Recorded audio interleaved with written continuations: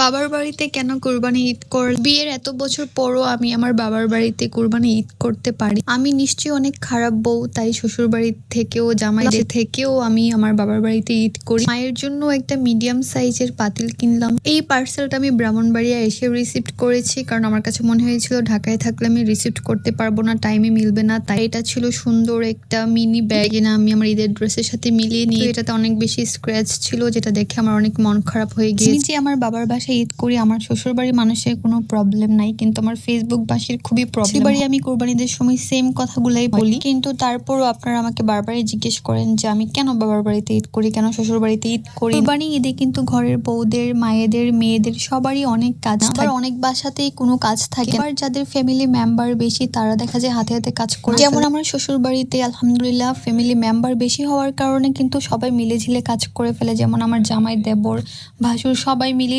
বেশিরভাগ কাজটা করে। আর আমি আমার বিয়ের পরে 2টা কোরবানি ঈদ আমি আমার শ্বশুর বাড়িতে করেছি। সত্যি বলতে আমার শ্বশুর বাড়িতে ঈদের দিন বউদের তেমন কাজই করা লাগে, কিন্তু আমার বাবার বাড়িতে ফ্যামিলি মেম্বার হচ্ছে 4 জন। বৃদ্ধ মা, বাবা, আমি আর আমার ছোট ভাই। সবাই তো জানেনি আমার ছোট ভাই কতটা অসুস্থ। আমি আমার বাবার বাড়িতে ঈদ করি যেন আমার মা বাবার কষ্ট একটু কম হয়। কোরবানির পর যে কাজগুলো থাকে এগুলো তো 2জন কষাই থাকে, ওনারাই সবকিছু করে দিয়ে। আমি বসে বসে মাংস কাটি, কারণ আমার কাছে এগুলো করতে ভালো লাগে। কোরবানি ঈদের দিন পটের বেবি সেজে বসে থাকার মতো মেয়ে আমি না। কোরবানি ঈদের আনন্দই এটা যে সকাল থেকে রাতে ঘুমানোর আগ পর্যন্ত অনেক অনেক কাজ। মাংস কাটা থেকে শুরু করে মাংস রান্না, বন্টন করা, প্যাকিং করা, ভুঁড়ি পরিষ্কার করা, সব কাজের মধ্যে আমার হাত থাকতে আমি থাকাতে কিন্তু আমার মায়েরও অনেক সুবিধা হয়। খরচ করে কিন্তু লোক দিয়েই সব কাজ করানো যায়, কিন্তু ঈদের দিন সব কাজ নিজের হাতে করার মজাই আর শখে শখে করি বলে কষ্ট যে কম হয় তা না, অনেক বেশি কষ্ট হয়। যেমন আমি ঈদের 3 দিন পরে ভিডিও আপলোড দিতেছি, 2 দিন তো আমি বিছানা থেকে উঠতে পারিনি, আমার এত কষ্ট লাগতেছিল।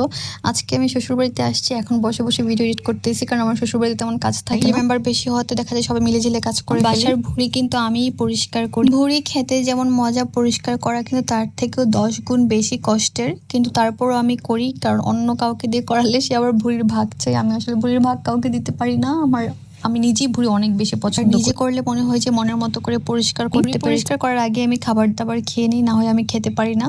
এমন না যে ভুঁড়ি পরিষ্কার করি বলে নাকে গন্ধ লাগে না বা কষ্ট হয় না, অবশ্যই কষ্ট হয়, নাকে অনেক গন্ধ লাগে, একদম পেটে গ্যাস পড়ে যায় গন্ধ, তারপরও করি। আর ভুঁড়ির কালো অংশ পরিষ্কার করা থেকে আমার কাছে এই নাড়গুলা পরিষ্কার করা বেশি কষ্টের লাগে, কারণ ওগুলোর মধ্যে এত বেশি চর্বি থাকে, কেমন জানি একটা অবস্থা হয়ে যায়, আর অনেক সময় লাগে। কিন্তু পুরো একটা গরুর ভুঁড়ি পরিষ্কার, আমি জানি না আপনাদের কার কত সময় লাগে ভুঁড়ি পরিষ্কার করতে, কিন্তু আমার অনেক সময় লাগে ভুঁড়ি পরিষ্কার করতে। মানে আমার একদম কোমর বাঁকা হয়ে যায়, বসা থেকে আমি সোজা হয়ে দাঁড়াতেই আমার অনেক সময় লাগে। নতুন ড্রেস পরা থেকেও আমার অনেক বেশি আনন্দের লাগে এই কাজগুলো। কোরবানি ঈদের দিন প্রায় 20 কেজির মতো মাংস রান্না করে ফেলি, তার কারণ হচ্ছে আমরা রান্না করা মাংস আমাদের আশেপাশে